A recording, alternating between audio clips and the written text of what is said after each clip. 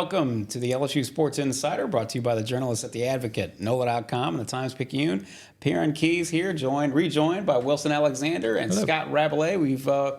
It's been a while since we've been back here in our lovely home and our lovely studio, so almost 2 weeks, but we are here. We've got plenty to talk about. Nick Saban has come and gone.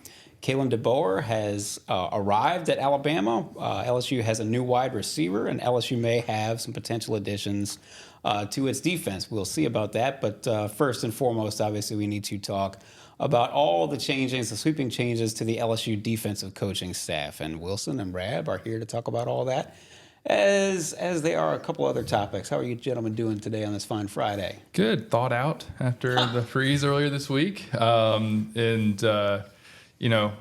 So I guess that's how I'm doing. Just, and finally a little bit rested maybe after all these defensive changes. A flurry of moves over, we didn't get any snow flurries, but LSU, I guess, a flurry of moves over the last 2 weeks. We got an avalanche. We got a blizzard worth of moves. Rab, how you doing today? Good. I didn't fall and slip on any ice on my driveway or anything like that. That's a plus. Yeah, it was definitely a plus. No hip surgeries, nothing like that. No, gotta watch the hips. That'll be for all of us in the future one day. That's right. A bit of business here first at the top of the show. If you're watching, already know that The Advocate is the number one destination for all things LSU. Please subscribe to The Advocate. To do that, you go to theadvocate.com/subscribe. Subscribe. Look, we've got all these changes that have happened at LSU, not only with the football program, but men's and women's basketball. Baseball's coming up here soon. Stay up to date with everything with our LSU newsletter. To do that, you go to theadvocate.com/LSU newsletter. We are typically here. I know I keep saying this over and over, but we are typically here on Mondays and Thursdays. We'll get back on track, on schedule. We're typically here Monday and Thursday live on all our social channels, specifically our YouTube channel, LSU Tigers on NOLA.com. Please subscribe to that. If you don't catch us live there, you can catch us there after the fact. We are also here on Apple Podcasts, Spotify, and wherever other finer podcasts are found. Also, of course, today and every day, we are brought to you by Champion Wealth Strategies. Champion Wealth Strategies is a national financial services firm specializing in the capital markets, securities, insurance, 401ks, and college and retirement planning. Our broker-dealer is LPL, financial member FINRA, SIPC. As you know, investments are not FDIC insured, may lose value, and have no bank guarantee. Contact Champion Wealth Strategies and plan like a champion today. So, gentlemen, the last time we recorded this, I believe we recorded this podcast, not counting Rab, you and Koki's visit to Jay Johnson. That was our most previous podcast. But the last time we were here in studio, I believe it was a mere few hours before LSU had actually officially signed Bo Davis. So Bo Davis comes along to coach the defensive line. Later on, Kevin Peoples to coach edge rushers. Jake Olsen comes along just yesterday to handle the safeties. Mm-hmm. And Corey Raymond, the long rumored deal gets done with Corey Raymond to come back and return LSU, presumably, or intending to return LSU to DBU status. There's a lot to mow through. Rab, give us your 2 cents on just what all this means, and did anything surprise you? Anything makes you feel good about where these guys are headed? Well, going back to the ReliaQuest Bowl, as time went on, I just wasn't sure, if Brian Kelly was going to be willing to make all these sweeping changes on defense. And, I know some people have theories that, if they'd had a good performance against Wisconsin, maybe he wouldn't have. But I don't know. It happened so quickly. A couple of days after the bowl game, I think he probably would have. So, but that he cleaned house to this extent with cutting loose 4 coaches and bringing in 4 new coaches, I think was 5 That's coaches. Right. Oh, sorry. I was told there would be no math. That's why I'm in journalism. To bring in all these coaches is really, it sends a statement. And it goes back to something he said at midseason, I think, after they lost to Ole Miss. He said, I don't have a lot of time. Do I look like I have a lot of time? That's right. He's going to be 63 this coming football season. So, he's he wants to win and win now. And he knows as well as anyone that it's wonderful to have a great offense, but you can't be a championship program playing the kind of defense LSU played last year. And things had to improve, and he obviously didn't see that it was going to improve with the current cast of characters. So this is only one step. You got to recruit well. You got to get the players in, and they still have a lot of issues to deal with in terms of player personnel. But this is a big step and shows a huge commitment to winning and winning quickly and getting in the college football playoff. As I know I've said on this podcast and I've written, with a 12-team college football playoff, it's going to become a pass-fail for programs like LSU. Are you in the playoff? You had a good season. You didn't. It was a lost season, and it's going to be even more. I know people feel that way to some degree about this season LSU had, that they wasted this great offense with Jaden Daniels and Malik Neighbors and all the other guys, and they didn't maximize that. But it's going to be really more exaggerated now that you got to make the playoff every year, and this seems like a commitment to that step, to being a national player once again, and it's impressive. Now you can ask, why didn't Brian Kelly keep some of these guys? Why didn't he keep Blake Baker? Why didn't he keep Corey Raymond? Right. And I don't know. I'm curious to know Wilson's opinion. Just did he come to a realization that maybe he didn't have before when he first got the job, that, I need these people with Louisiana ties, and maybe it would be good to have them? Well, he hired people with Louisiana ties when he got here. So you look at Frank Wilson and Joe Sloan, kept Brad Davis, keeping Brad Davis, hiring Cortez Hankton, a New Orleans guy, and so you had all of that on the offensive side of the ball. On defense, not as prevalent. I'm trying to think through everybody who's been on defense the last couple of years, if there were any previous Louisiana ties, and nothing is coming to mind. And I'm worried I'm forgetting something, but nothing's really coming to mind at the moment. And so, but they've clearly done that with this staff now. Like you said, 2 years after, I don't think it was so much a reflection on his opinion really of Corey Raymond and of Blake Baker at that time, because he cleaned out everybody. Right. The only on-field coach he retained was Brad Davis when he came in. It was very clear that he was going to mold this the way that he wanted to right off the bat, and that anything kind of connected to the Orgeron era and the previous regime was, by and large, was kind of out the door. And so, but now 2 years later, sort of maybe comes to a realization that those two are in Baker and in Raymond are people they needed to have on staff. And I'll be interested to, once we get to talk to Brian Kelly and ask him, like, what within the last 2 years sort of brought you back around to these two people. And because they are such big hires within this, 5 that they have made here. And so, but to go back to the Louisiana point, that's a big theme within these 5 hires that they've made, is they've all coached in Louisiana at some time before. That's strikingly, that's really notable. Baker was at, I'll miss a whole bunch of things, but he played at Tulane. He coached at Louisiana Tech. Obviously, he was at LSU in 2021. Bo Davis played at LSU. He coached at LSU, not as the defensive line coach, but he's been around LSU, understands the climate here. Then obviously Corey Raymond was at LSU for 10 years. Kevin Peoples was at Tulane. Peoples was, thank you. And then Olsen, who people don't really know much about yet. This is his 4th Louisiana school that he's coached at. And so he's kind of an up and comer in the business. Has not been an on-field coach at the FBS level before. But he has coached at Northwestern State. And he's been, a coach in some capacity anyway, like a grad assistant, that kind of stuff at ULM and at Nichols. And so, a lot of Louisiana ties within this group that they just brought in. Rab also mentioned that, hey, they made a heck of a commitment.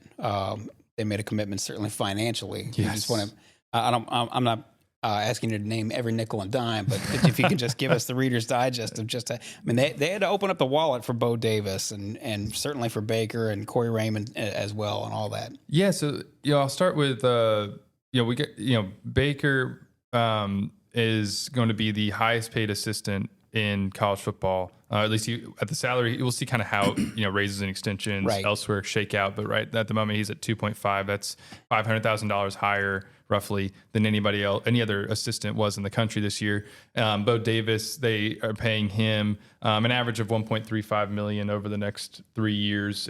It starts at 1.25 and then goes up to 1.45. And then also a $500,000 buyout at Texas. And then, so those are kind of the 2 most expensive hires that you made on the defensive side. But Kevin Peoples, he's making $700,000 a year over 3 years. Raymond's contract is interesting. LSU only has to pay him $200,000 in this first year because that was sort of offset by his buyout Florida at Florida. buyout. And then in his second year, he's making $755,000, which is more than he made when he was at LSU last in 2021. His salary at the time was $600,000, but that equals what he was set to make at Florida before he got let go there. But what's interesting here about Corey Raymond and his contract is that he has an option year in 2026. That is not something that you typically see around here. We keep up very closely with all the contracts. And I've done that now for 5 years around here at LSU. I don't remember seeing an option year in a contract for one of LSU's assistant football coaches before this. And so LSU is going to, coming out of the 2025 season, going to have to decide whether or not it wants to exercise the option on Corey's contract going into 2026. And so he's kind of got a bit of a couple prove it years here as he comes back in terms of his contract. He like, again, that's something you see option years all the time at the pro level. I mean, it is, especially with baseball. You see option years all the time, but it's not something you see right here. And that's a little bit of a quirk. And then Jake Olsen will be amongst these coaches. Obviously, we saw this is a young guy, as we said, who's kind of up and coming. He'll be making $350,000 and then $400,000. He's on a 2-year deal. And LSU normally gives out 3-year deals to assistants. That's kind of the standard. But I think it's because, someone who is as young, sort of unproven at this level as he is going to be on a 2-year deal. And it's sort of similar to Corey in that regard, kind of let's show us what you can do. Yeah. And then maybe they'll extend him if they like what he's been doing. So that's kind of how all of that shakes out. But again, that part of Corey's contract where he's got an option year is interesting. So with all these staff changes, listen, you make changes like this because you've got a major problem. And they obviously recognized that, decided they were going to do something about it. Decided they couldn't afford to bring back the staff as it was, which also means that they're expecting vast improvements, from these assistant coaches. Where exactly now is this in technique, recruiting, a little bit of both for these assistant coaches? What's the most important things they got to do? Well, clearly, it's some of both. I mean, Corey Raymond coached some really excellent defensive backs and secondaries when he was at LSU the first time. Blake Baker is becoming more renowned. And let's say about Blake Baker, you know what you're getting in Corey Raymond. He went and improved his resume when he was at Missouri. He wasn't that hot a name when he was coaching for Ed Orgeron that one season. So you say, why didn't Kelly keep him? Well, maybe you can say why would he? But it's certainly the recruiting aspect. Not to just pound on Matt House, but he wasn't known as, he's coming from the NFL. He wasn't known as a great recruiting guy.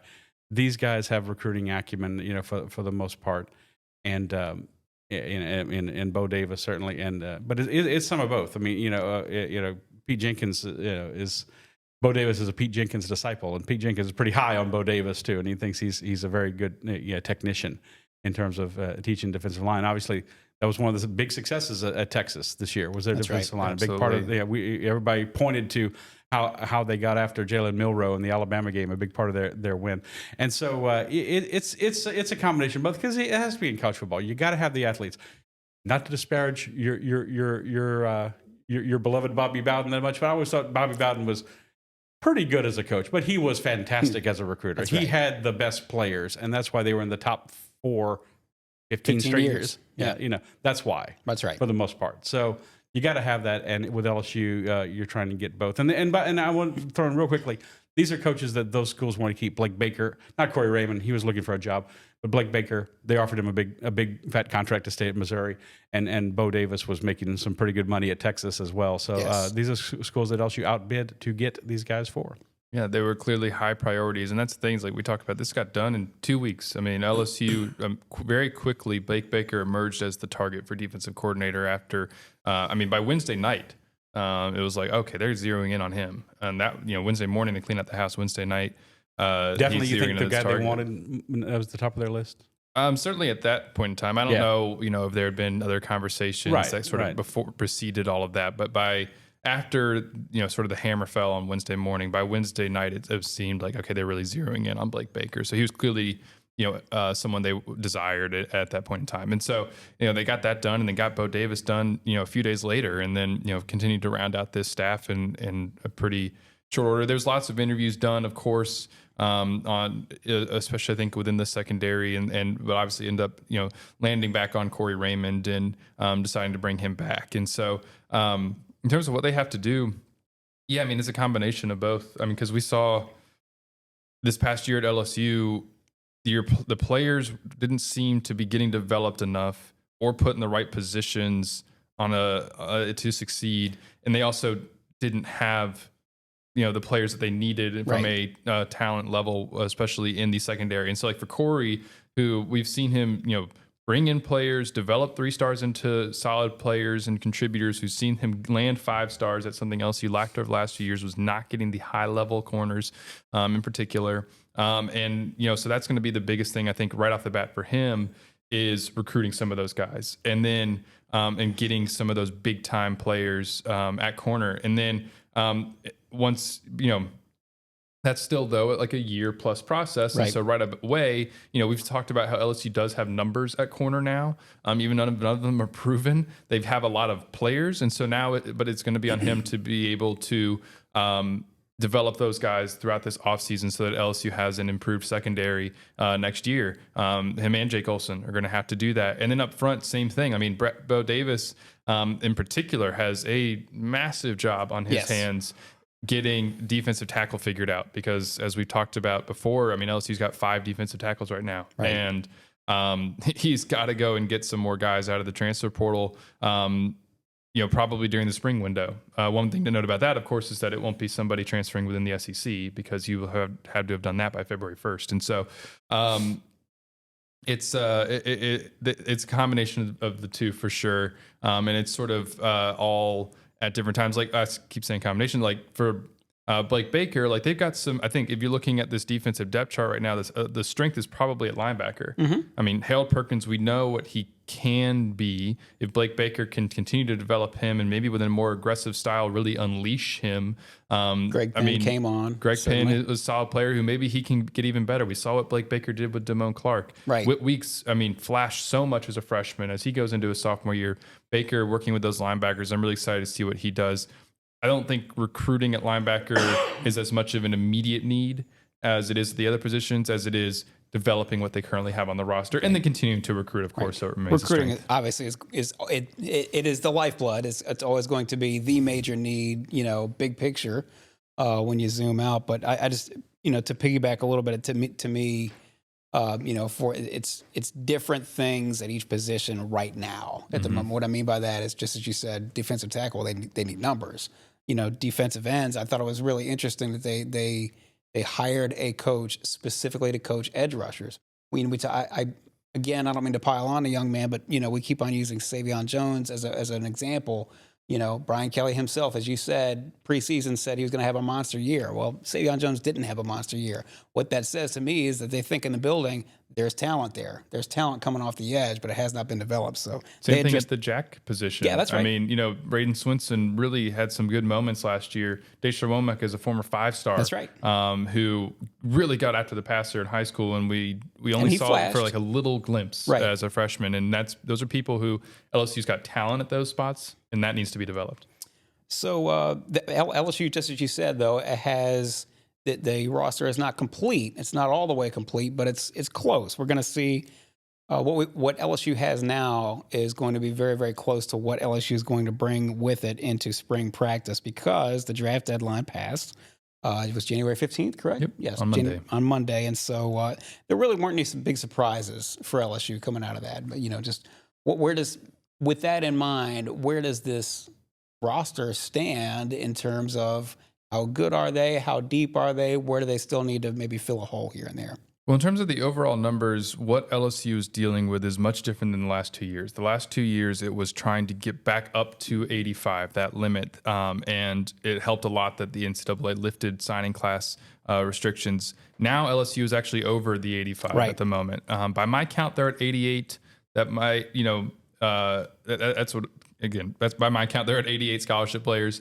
And so they're going to actually have to get down to 85, and that's just by the start of preseason camp. So expect to see probably some attrition after spring ball. As competitions play out, maybe guys will see like, okay, maybe I need to transfer. That's right. They could also probably find some clever financial workarounds if they really needed to, because they are going to have to cut down a little. They're going to have to get down anyway. And at the same time, they're needing to add at a few positions. Still got holes. Yeah, they really need to add defensive tackle, like we talked about. And they also, I think, are trying to probably get at least one more corner. A couple names to keep an eye on at the moment would be Trey Amos, 2 Alabama guys. The fallout from Nick Saban leaving, and then Jameer Grimsley, thank you, who said this week that he's interested in is LSU in Florida, and he was an Alabama signee who is now looking around after Saban retires, and someone Corey recruited at Florida, and so he might not be an instant difference maker, but that's at least like a 4-star top 200 prospect that you're maybe getting if he ends up choosing LSU. And then Amos is apparently taking a visit to Ole Miss this week. Mm-hmm. We'll see if LSU can get him on campus and what happens there. I think there's definitely interest from the LSU side. He's a Louisiana native who, was considering LSU last year and then ends up going to Alabama. He didn't play, but he was possibly going to be a starter this fall. And so I think those would be 2 to keep an eye on. But the main thing is defensive tackle, because like you said, there was no surprises coming out of the draft deadline. Miles Frazier stayed, Garrett Dellinger stayed. That was expected. Jacoby and Guillory obviously stayed. Jalen Lee stayed. But I mean, they weren't going to be. Neither of them were going to be high draft picks. And so the big things had come earlier. With Mason Smith and Mekhi Wingo. And so, like we said, LSU comes out of that just fine. I think the 2 that you were really just kind of like maybe see at the deadline pass were those 2 offensive linemen, and they stayed. And so now LSU's got 4 of its 5 starters coming back on the offensive line, and that's a very strong thing to be able to build around going into next fall. We will get into, we discussed potential defensive additions. We'll get into an offensive addition here in a moment. But first, we should tell you that this is the LSU Sports Insider, brought to you by the journalists at the Advocate, NOLA.com, and the Times-Picayune. You know where to find all our writers' great work. That's at theadvocate.com. Please subscribe. Go to theadvocate.com/subscribe. Please subscribe to our newsletter. There's obviously a lot going on, so if you want to stay up to date, you get everything delivered to straight to your inbox. You get our LSU newsletter at theadvocate.com/LSU newsletter. We are here every Monday and Thursday on Apple Podcasts, Spotify, wherever other finer podcasts are found. But perhaps more importantly, we're here on all our social channels, specifically our YouTube channel, LSU Tigers on NOLA.com. Please subscribe there. If you don't catch us live, you can catch us after the fact. And again, we are brought to you today and every day by Champion Wealth Strategies. To learn more, go to championwealthstrategies.com. So we just as you discussed, Jameer Grimsley, Trey Amos, maybe a couple other, they're going to have to find a defensive tackle, which they could obviously do. Again, just as you say, players may hit the portal after spring ball, and LSU may find themselves still shopping for maybe a defensive tackle or a corner or something like that after spring ball, when something else may shake out on some other campus. In the meantime, LSU did bring on somebody else. They brought in wide receiver C.J. Daniels from Liberty, 55 catches, 1,067 yards, and 10 touchdowns. Rab, I'll tell you, I just sort of assumed that LSU was done once they got Xavier Thomas from Mississippi State to transfer in as another wide receiver. But, they certainly flush with players at the receiver position, but not necessarily experience. Yeah, I mean, it's kind of looks like let's get in a bunch of guys and let's see who can rise to the top. I mean, obviously, you feel like Perryn Lacey looks like the guy going into next season, but is Aaron Anderson gonna blossom? He didn't get in very much. I mean, you had these 3 great receivers at the top, so it was kind of hard. But more was expected of him, and you get a young player like Shelton Sampson, who didn't see much. Did he end up getting a red shirt? Yes. He played so little, he was able to get a red shirt, but obviously a very highly regarded recruit. So kind of like with the cornerbacks a little bit, you got a lot of guys who can rise to the top and find that perform well and find that chemistry with Garrett Nussmeier, quarterback, and everything. So Yeah, and maybe it was a little surprising. You kind of thought, okay, they got their guy, in the portal, but then they go and get this. This is an accomplished player, though. Yeah, 1,000 yards, it's- 10 touchdowns. Yeah, So, and it adds some competition to the room. It doesn't let any of the returning players get complacent and say, hey, this guy is coming in here. And Brian Kelly's not afraid to do that, as we saw when Jaden Daniels came in, that first year, and it's like, oh yeah, he's not just going to hand the job to Miles Brennan. No, he's creating some competition here. So it'll be interesting to see how that shakes out. I mean, as much as I'm not a fan of spring football, it will be interesting to see who are the guys who really come out and come to the fore and make you think, okay, these are going to be the top 3 receivers going into the season. LSU needed this guy. There were obviously it was a priority for the staff as you saw what they were doing throughout the last couple month or so to get a couple of experienced wide receivers, and so I didn't think they were done after Xavier Thomas. But CJ feels a need in that he's more of a big-bodied downfield receiver, 6'2", 200 pounds, adjusts really well to the ball in the air. Like you said, there was 11 receivers in the country last year with over 1,000 yards and 10 touchdowns. 2 of them were Brian Thomas and Malik Neighbors. One of them was CJ Daniels. Right. And with Brian Thomas and Malik Neighbors leaving, LSU needed somebody who has played the amount of football that CJ Daniels has played, even if it was at Liberty, who did not have a difficult schedule last year. Not necessarily the same type of competition that he's going to get here at LSU, and that's something he's going to have to adjust to as he goes in the SEC next year. He's put stuff on tape that looks good, and he's put up production and put up numbers. Shelton Sampson could be a fantastic wide receiver. Kyle Parker could be a fantastic wide receiver. Neither of them has a college catch yet. right. And it would be, I think, unrealistic based on what we've seen receivers do in the past to expect them to just Make a jump significant into leap. be that wide receiver 1 next year as a redshirt freshman. I mean, we saw it happen with Malik Neighbors and Brian Thomas. They had their fantastic true breakout, seasons. You could argue Malik Neighbors' breakout was as a sophomore, but the year, obviously made a massive leap as a junior, both of them Right. juniors. CJ Daniels here is a senior and I also think it's a really, we'll see kind of what sort of speed he has and all that stuff, but at Liberty, he was a downfield target. I mean, I think his average depth of target was like 15 and a half yards. And I think that pairs really well with Garrett Nussmeier and some of his strengths. Wants to throw the ball deep, wants to give his receivers chances downfield. CJ Daniels is going to fit into that and have chances downfield. And so, we'll see how it shakes out during spring ball, like you said. Kyron Lacey coming back, that's a bit of a proven commodity who maybe can even get better. Xavier Thomas is probably going to be like a really good sort of slot guy. He's, more of maybe your underneath intermediate routes sort of thing. And then CJ Daniels is probably your guy taking the top off deep. And then also, Chris Hilton, somebody who with his speed could maybe even add into that and be another streaky deep threat. He had I think he would probably be like wide receiver 4 at the moment with a chance to break into the rotation even more. He had 13 catches last year for, I think, 225 yards. And so he needs to kind of take a step. And Aaron Anderson, he had 12 catches for 59 yards. So it's like, when you talk about, yes, LSU had talent at receiver coming back. They've even added some freshmen and all that kind of stuff and some highly rated guys like Shelton in particular. But none of them had proven it at the college level yet. Right. You needed guys like Xavier Thomas and now CJ Daniels to come in and improve this room and give you some more proven options around Garrett Nussmeier. You really had 2, maybe 3, if you want to count Aaron Anderson, known commodities on the college level, going in, leaving the Texas A&M game or leaving the bowl game. That was Lacey and Hilton. Maybe with Aaron Anderson, if you want to. I would not say that Aaron Anderson or Hilton are proven commodities because they had fewer than 20 catches. Yeah, I mean, Aaron Anderson didn't play as a freshman in Alabama. He has 12 career catches. Right.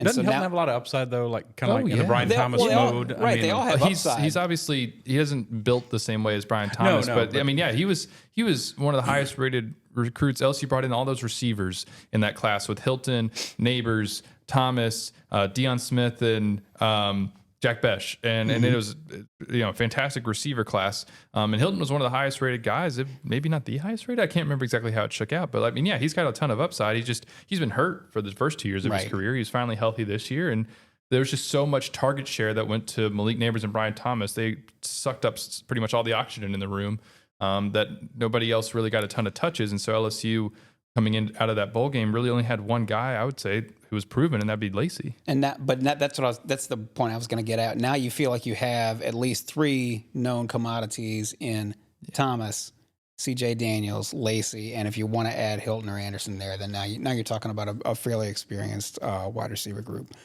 So, changing topics, we're making a hard left turn here, but it's still LSU football related and still very much in the news, even though it may have happened a week and a half ago. When did Nick step aside?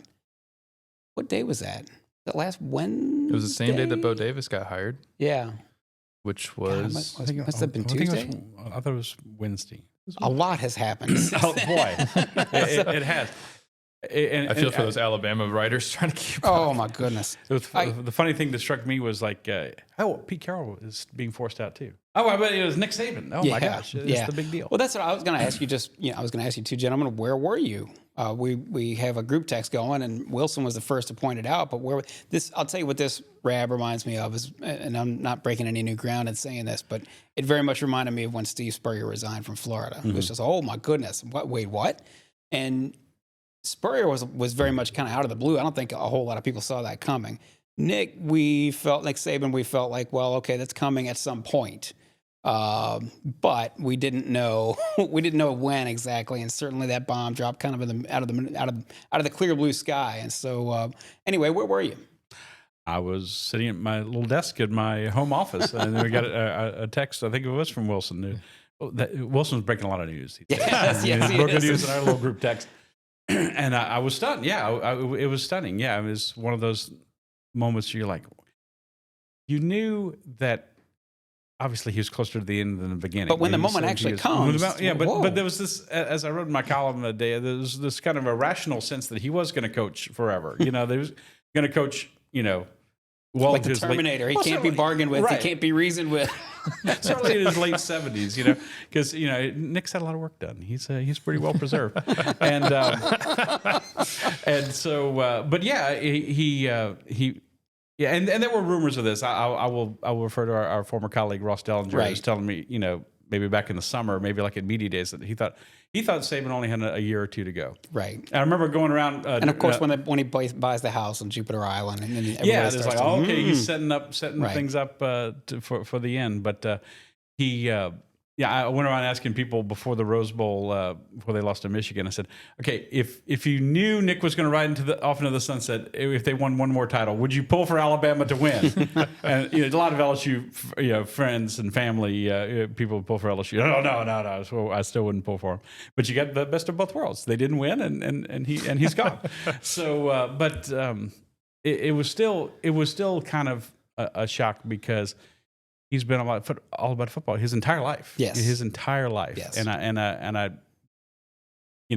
haven't covered him when he was here. And a couple of things come to mind, if I may. One was what drove Nick Saban.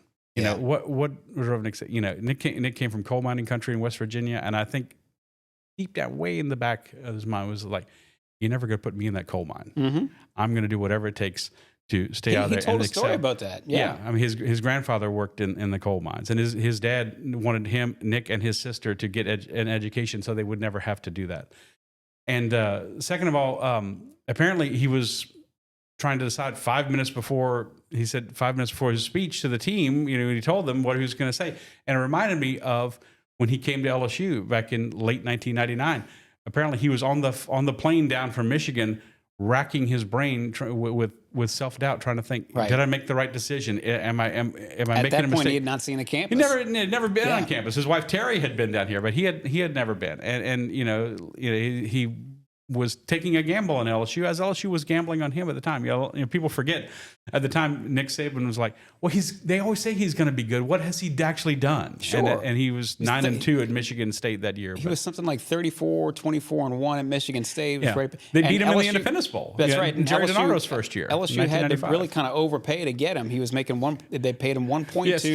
And at that point, I know it's quaint now. Increasingly quaint but amount of money. At that point, Bobby Bowden and Steve Spurrier were the two highest paid coaches in the nation, and then he was third. And at that point, he was not Nick Saban. He had not put those skins on the wall, and everybody's like, boy, I don't know. It was always, they say he's going to be good, but what has he done at this point? Right.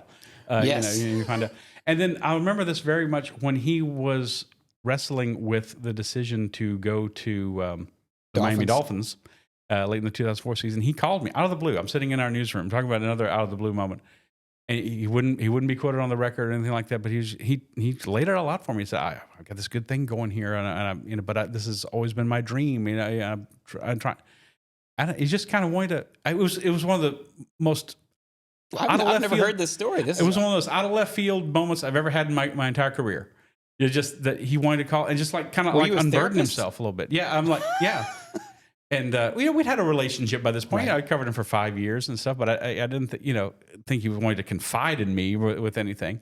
And he was really torn about it because he said when he left, we may look back on this, meeting him and his wife Terry, and say this was the best time of our lives at LSU. And I think he really did enjoy his time here, and he wanted to come back. He thought about coming back. Coming back to Alabama is basically an open admission. I made the wrong move going to the Dolphins. Well, he said, and one more thing. That spring, when he went to Alabama, I was at the SEC spring meeting in Destin, and I asked to talk to him for the book I was doing on LSU football history and that chapter of LSU football. And I didn't think he would talk to me, but he did. And he said, I wasn't with the Dolphins a couple of months before I realized it was a mistake. But by that time, LSU had hired Les Miles, of course, and moved on. And but he was eager to get back to Alabama. And wouldn't people regard Nick Saban much differently here if he had not gone back to Alabama and caused LSU so much torment over the years? Yeah, no, 100%. I'd always thought that for all this time since he's been at Alabama, I don't think the LSU fan base would have faulted him or been upset with him for leaving LSU, going to the Dolphins, and then gone back to the college game at UCLA or just give me West Virginia or Pitt or someplace like that. They would just hey, Nick gave him 5 good years and set the program on the course that it's been on this entire time, and we thank him and wish him well and all that. Instead, maybe even if it was an SEC program that just wasn't Alabama, Tennessee, if you didn't play them every year, someone in the East, you got to deal with them, if and when you get to the SEC championship game, which of course they got blocked from going to the SEC championship game for so many years because they went 5-13 against Nick Saban. So, and so much of LSU's success or lack of it was tied to it. They beat Saban 5 times. I believe 4 of those years they went to the SEC championship game. 100%. It made all the difference in the world in a lot of cases. So Alabama, they go around the block. Jimmy Sexton gets all of his clients a couple extra coins. As is tradition at this time of year, and Alabama winds up with Kalen DeBoer, 104-12, and he's won everywhere he's been, starting with Sioux Falls, NAIA, where he won 3 national championships. Did Alabama, for a little sort of a 2-part question? Number 1, did Alabama get it right? Number 2, whether they got it right, whether they didn't, doesn't this feel like it's sort of the road is open? It doesn't mean LSU is going to be the one to drive through it, but now it feels like everybody, again, going back to Spurrier, when Spurrier was in his heyday at the University of Florida, everybody was playing for second place, and that's how it felt. And obviously now Georgia has sort of taken over the role as top dog in the SEC, but it was those two, and Alabama, as you said, was that big, huge roadblock. Doesn't it feel like now that maybe, okay, there's a chance. There's LSU is going to have every chance, and any other program for that matter in the old SEC West is going to have a chance now to really dig in and take this thing and become a true national contender in a way that, sort of always, they were, but not quite, but not all the way, because this big, huge roadblock is always standing in the way. I don't think it would be realistic to expect a team. Georgia's probably the most equipped to maybe become that next sort of dynastic program. Obviously, they've already won back-to-back national championships and were they lost away from Alabama for at least being able to compete for a third. But to say like, LSU's just going to fill that void of being like every single year. Okay, yeah, okay, so you're not suggesting that, which is good, because I don't think that you could possibly even replicate what was one of the greatest, if not the greatest, run in college football history. So, you're still, it's tough though, because it's not just your old SEC. I mean, the SEC West is gone. Texas is coming in. Oklahoma's coming in. Texas has, lost some of their key players, and they've just attacked the transfer portal and plucking up some of these Alabama guys who have left, especially Isaiah Bond. And so, I think LSU is certainly, with its resources, with its recruiting base that is sort of naturally built in around Louisiana, and they've I think done a pretty good job, especially this past cycle of attacking that, and they look like they're continuing to do so in 2025, of setting themselves up to, be able to break through more often into that 12-team playoff and be a consistent, player in that field and in the mix at the end of the year. We'll see, because it's got to play out on the field. The defense has got to get a heck of a lot better. But there's certainly a chance there. You don't have that, like you said, the roadblock that is going to kind of always be there. And I'm curious to hear all of your thoughts on this, Rab, but also this question, and Perryn too, do you think the Alabama game now on LSU schedule maybe loses a little bit of juice? Like, Definitely. I mean, for years, it was Definitely. like the game every season. And now it's sort of like, I mean, it's still Bama, but it's like part of that was Saban, right? Long term, it can't help but lose some. I'm sorry, Rab. Yeah. It can't help but lose some juice because, Nick Saban's not there. And now, again, didn't you feel when these permanent opponents came out or what we think is going to be permanent opponents, Alabama, Ole Miss, and Texas A&M? Is that right, Rab? That's who we think is going to be. If they go to a 9-game schedule, that is what has been right. That would be LSU's, and LSU's going to have Alabama every year, where some of these other teams, Ole Miss gets Vanderbilt or whatever it is, and now it feels like, well, okay, that's a tough game, and it's always going to be a tough game, but it's always going to be a tough game in the same way Texas A&M and Auburn and all these other teams are going to be tough games. It's going to be super tough, but it's not going to be the game of the year like it is so many years across college football. I think. Yeah. For a very long time, Alabama has been that scarecrow in the cornfield for LSU, because it goes back to Bear Bryant. The 60s, sure. Yeah, LSU played Alabama every year, just about every year since 1958. I mean, going back to Bryant's first year. And when LSU finally beat LSU, they won in 69 and 70, then beat Alabama again until 1982. And when they did, it was a monumental thing. And that was Bryant's last year, and it kind of started him on the path out. And of course, he died right after he left Alabama. Then you had this string of coaches, and some had success. Gene Stallings won a national championship, and they had some successful teams, and even people, Mike Shula. In 2005, LSU went to Alabama. It was a top 5 matchup, LSU and Alabama. So to think Alabama, they're going to struggle this year, it appears. I mean, they've lost a lot of key players to the portal, and it's going to be a struggle this first year. But to think the long term that Alabama is just going to fall off the map is unrealistic. Just as unrealistic as it is to think they're only going to lose 18 SEC games in the next 17 years, like Nick Saban did. Right. They're going to lose more often. And so there's more of that opening. There's just the feeling that they're going to come back to the pack a little more. Are they going to become Vanderbilt? No, or Kentucky 7-5, but it's going to be it's a bit of a reality sandwich for the folks at Alabama. Now, just to see how, what they put all the other programs through, but to think that they're not going to have any success is foolish. Just like LSU's program didn't fall apart when Nick Saban left, it's foolish to think that Alabama completely will. But and DeBoer's been a good coach. Right. He's been a good coach. Now, some of his wins have come against schools like Doane and things like that. But I mean, resume, but he has won. Yeah, watching his team this year is, the championship game. I mean, Michigan is a line of scrimmage team, and they were beating these guys up at the line of scrimmage, and it looked like they were on the verge of blowing out Washington, right out of the gate. And somehow that, despite a tremendous disadvantage at the line of scrimmage, and probably in terms of talent, they stayed in that game. They weren't going to beat them, but I mean, to me, that was a testament to Kalen DeBoer getting the most out of these guys. And they beat Oregon twice. Yeah, they had a game against Arizona State where they looked terrible. They did. They did. But they also won a ton of one-score games, and I think that speaks to coaching. He still got to prove himself as a recruiter. That's right. They have not had knock it out of the park recruiting classes at Washington. Now it's Alabama and Washington. He's got a lot to prove.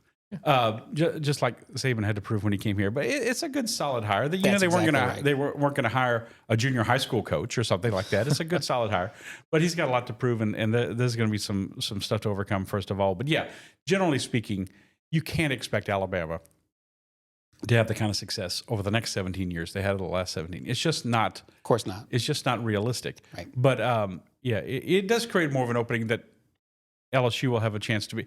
But it's the whole thing has changed. Such a whole different dynamic. No divisions in the SEC. Adding Texas and Oklahoma, college football playoff, and what is success? But yeah, to Wilson's point, pardon me, guys, got to come over a cold. the Alabama game will not quite have the same luster that it has had because you won't have that. You're trying to beat not just that team, but that guy, the arch enemy, that man, and it won't be quite the same. Yeah, I like the way though that you just described it as kind of a pack of you're looking at those SEC teams, and Alabama was always kind of that team you were trying to catch up to in the race, and they were the ones out in front. And Georgia's now kind of gotten up there, but Alabama was still Bama, and now with them kind of falling back to it, it feels like you're not going to maybe have. We'll see if another team can kind of really surge ahead and be the one that everybody is chasing again. But it feels like there's an opportunity for so many to try and go be that team. And maybe it won't be every single year you're trying to chase the exact same team every year like you have, but you're at least, there'll probably be opportunities for more to kind of have a breakthrough. And maybe one team pulls out ahead for a little bit and then comes back, and it's more of an even race than it is, always feeling like you're chasing Alabama. I think you nailed it, Wilson. It wouldn't surprise me if, 1 year it's LSU's year and LSU is the best team, there's no question.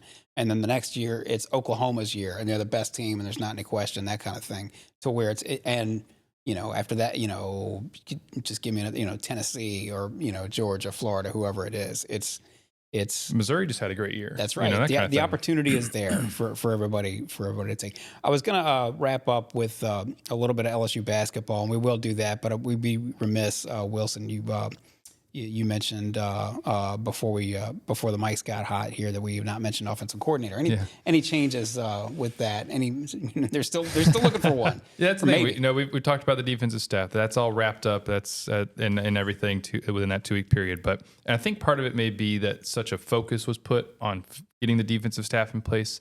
That maybe now sort of turning attention to the offensive side of the ball fully. Now that all that is done, I don't doubt that Brian Kelly and the other administrators at LSU have been working on this for weeks now. But ever since Mike Denbrock left. But all to say, I think that there's a few names that are probably they got to hire a tight ends coach. I think there's a couple names that come to mind for that. Slade Nagel at Tulane is a name that's generated quite a bit of buzz. You might notice that Tulane has announced quite a few hires and people coming back in 2024. He has not been somebody that they have officially announced yet. And so he might be an option there. McNulty, who's just at Alabama, might be another option for tight ends coach. If LSU was to promote internally, they've got an analyst, Barry Malone, I think, right? I think hopefully I'm saying the right name, who has been instrumental in their tight end development over the last couple of years. Brian Kelly gave him a lot of credit for Mason Taylor as a freshman. Could be, maybe if they were to go that route, but I think they're probably looking more external for that. But for internal hires would probably be more relevant for the offensive coordinator job. Mm-hmm. I still think the wind is blowing in the direction of probably going with a Sloan Hankton combo, or maybe Sloan just singularly or something like that. But we'll kind of have to see how it plays out, because obviously LSU has not actually made a hire, settled on something, and so we'll see if Brian Kelly has been looking externally and making phone calls and doing interviews, then he and LSU have done a fantastic job of keeping all that extremely quiet, because there's just been no buzz around it at all over the last few weeks. So it still feels like, from talking to people around LSU as well, that there's a very strong possibility that they go internal, but that's not done yet. So we'll have to see. Well, speaking of having to wait and see, we have to wait and see as to whether the LSU women are going to get back on track long term. Rab, as I said, I was going to wrap this up with a little bit of LSU basketball. The women lose at Auburn in a surprise. They frankly struggled a little bit Thursday night on the road at Alabama, but they're still 17-2, 4-1 in conference. South Carolina is fast approaching on the horizon, that game. And then the men, they're 5-2 since Jalen Cook came back, 3-1 in conference, which I would have to think is probably better than what most people would have guessed 4 games into the conference season. Yeah, first of all, the LSU women, depth is really a problem, and if those 5 starters are hitting, well, they're really, really good. They can play with anybody in the country, and certainly South Carolina is in that group. But if somebody's a little off or a couple of players off, they might be a little vulnerable, and that's what happened at Auburn. And they going on the road, it made their Auburn season. Going on the road this year, it's going to be tough when they play everybody. But that was a good bounce back win at Alabama. Alabama's a solid team that could have beaten them, and they really played much better defense in the second half, so that was encouraging. They come back home and play Arkansas Sunday, and then they have the big showdown here next Thursday with South Carolina. Game day's coming. It'll be a show. It's gonna be a show. Quite that's literally. for sure. The men's team, boy, it's easy to think back. You kind of wrote them off right off the bat when they lost to Nicholls State. Yep. Early in the season, like, oh man, this is bad. But they're not going to get Jalen Cook. Well, they got Jalen Cook, and they look like more of a team. Obviously, that was a very good win they had the other night against Ole Miss. They got Will Baker inside. Jordan Wright played tremendous. They have a chance to go to 4-1 in conference if they beat A&M on Saturday. So, impressive. a long way to go, but they look like they got some pieces, and they look like more of a team. And there's some room for optimism with LSU basketball when it all seemed like pessimism a couple of months ago. They've already eclipsed their SEC win total from last year.